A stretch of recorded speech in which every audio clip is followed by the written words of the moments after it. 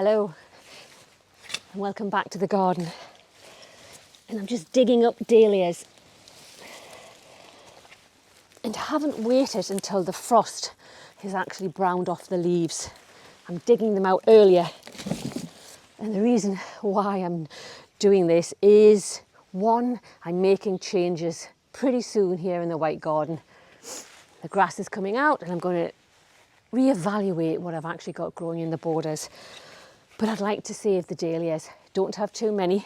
But this year, instead of storing them in vermiculite or sawdust, how I've stored them in the past, I'm going just to cut them back and actually pot them. I'm not going to remove all of the soil from the tubers. I'm going to pot them as they are. I'll keep them outside for the next week or two until the temperatures get a little bit colder, and then I'll store them inside the potting shed.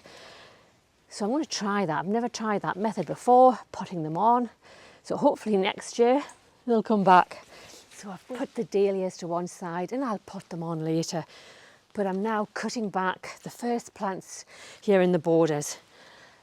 Why do I do it now? The white garden is a particularly wet garden, and I think if you do have very wet conditions, particularly if it floods, it's probably wise to cut it back in the autumn. Otherwise it gets a real soggy mess over the winter. And the first plant that I'm cutting back is this Selenium wallaceianum, otherwise known as the milk parsley.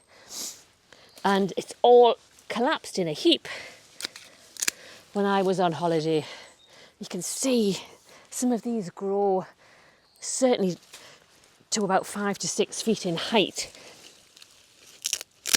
I've grown this for a few years now, and I'm going to use some of these stems in a flower display that I'm going to make. So I'll cut them right back. They're perennial, come back every year.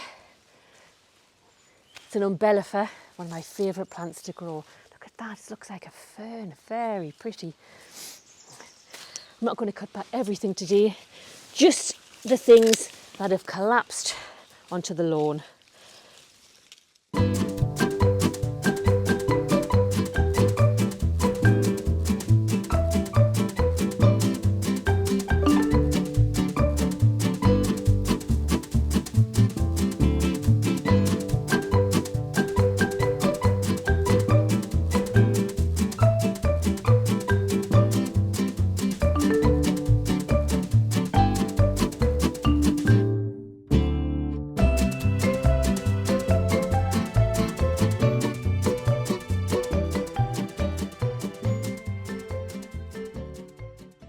All you budding flower arrangers out there, I'm not one.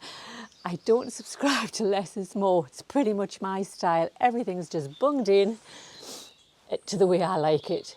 But I've added some Annabelle hydrangea flowers from the shrub behind here, and also veronicastrum stems to give it a bit of height. Could have taken it into the kitchen, which I would have liked, but the bucket that I've used is leaking. So until I find another bucket, they'll stay out here. But I quite like it out here. It gives me something to look out onto when I get up on a morning. But now why don't we make up some pots with some plants that are still alive and growing well. So the first pot that I'm going to do today is one for here in the white garden. In fact, they all are going to be here today. And I have this lovely stone urn. But as usual, I don't like to use a lot of compost. You'd have to use a whole bag in this urn because it's quite tall. So what I always do, I use these plastic pots which fit quite nicely and quite snugly inside. It just sits on the lip of the stone urn. And I've filled it with compost. And what I've done is, I'll just move the plant to one side. I've used the container from the plant that I'm going to add just to make the hole in the middle, the planting hole. So the plant will just sit straight in, snugly. But before I add the first plant, I'm going to add the top section from this obelisk. I've unscrewed it, it was in the garden, it had a climber growing through it, and I'm going to use this in the middle. And let's see if we can get it right. And you might be asking, why is she doing that? But I do have a good reason. At Christmas, I'm going to add lights around it, and it'll be part of the Christmas display. So it's a little bit fiddly to get it to look good at this point. but I think it'll be worth it. So the plant is the Fatsia japonica, and it's called spider's web. This is the difficult bit. I'm going to thread it through very gently through here. It's quite a tough, strong leaves, strong branches, so it shouldn't come to any harm. And I'm going to feed it through till it looks like it's got a good position. And I'll have to stand in front of the camera just to double check. I'll just move it a little bit further. And that looks quite good. Let me just feed this leaf through here. So yes, it's fiddly, but I think it's worth it.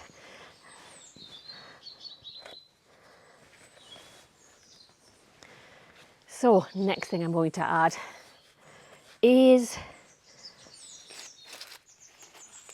one of these lovely heathers, and that's because it's white.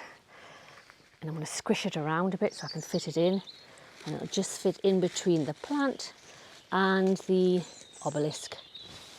And I might be able to get a few of those in, so I'll try more than one.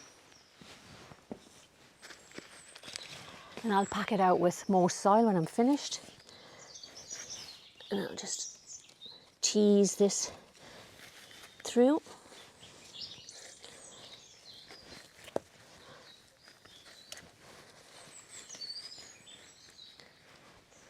And next I'm going to add, to give it a little bit of a spiller over the side. It's very hard to have spillers this time of year other than ivy. Very small ivy just at the front. Hopefully it should just fit right in there. Does it need another one? You might be able to tell me better than I can see from the back here. But we'll see how it goes. We'll work around. I've got room for one more of these lovely white heathers. And these were all 50% off, by the way. Great deals at your garden centre this time of year because they're getting rid of everything other than Christmas. So it's well worth going along to your local garden centre. Right, you can't see that, but it looks good. And I'll have one more of the ivies, which I have thrown away on the floor. Let me just step in front of the camera a moment. Apologies for that. I think I'll just double up in the same spot, just to thicken it out a bit. Wow, I like that. I think that looks really good. Next, I'm going to add something from the garden, and that is limelight hydrangeas. I've been down to the bottom of the quarry to where I have a hydrangea garden, and I'll put a picture on the screen for any new subscriber who hasn't seen it before.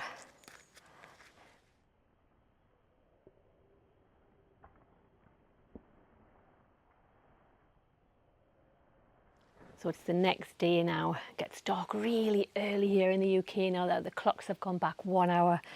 But I did finish this. I added all of the limelight flowers cut from the shrubs down in the quarry, and I think it looks really pretty. It's bulked it out.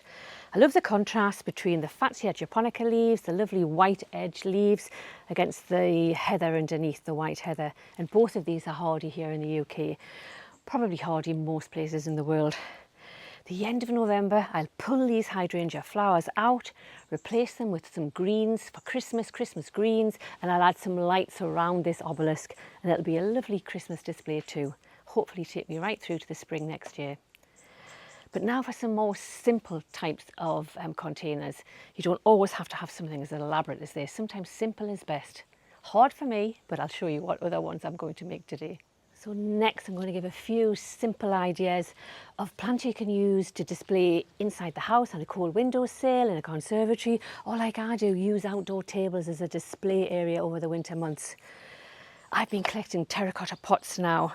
You don't have to have terracotta in the awful bright orange colour. Some people like them, I don't. You can get them in all different colours these days, and they all come in all different sizes, so just find a pot appropriate to the plant that you have, and it looks really pretty. Add a saucer if you're worried about surfaces. How pretty does that look? And it didn't take any effort at all. Also, you could add a heather. Again, I haven't taken it out of its pot. I'm just going to add it. It's the right pot size for the plant that I want to use. And again, just add a saucer. And they just look so pretty. And can you imagine these in a display on a windowsill? Or like me, outdoors here. How nice does that look? So easy. But if you're more into rustic types of containers, I'm going to plant up a rustic pot next. So if you don't like ceramic pots or terracotta pots, you want something more natural, you could have one of these like wicker outdoor baskets. And I've just used some heathers in the middle, very simple. I've actually potted them this time.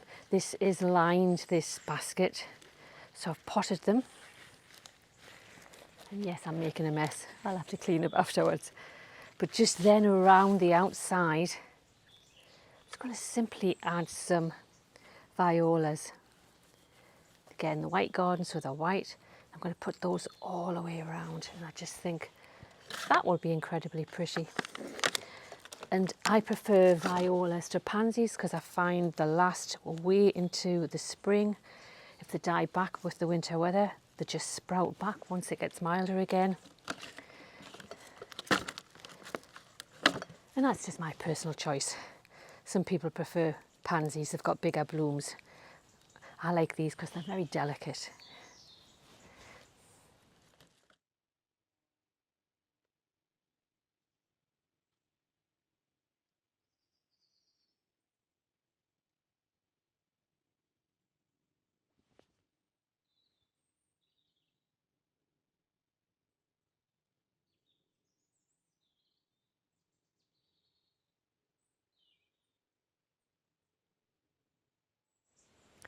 My favourite pot of violas, so pretty.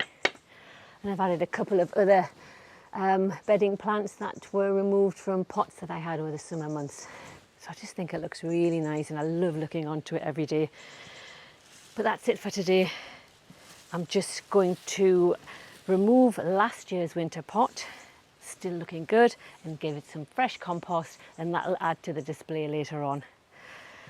But thanks for watching, and I hope to see you soon.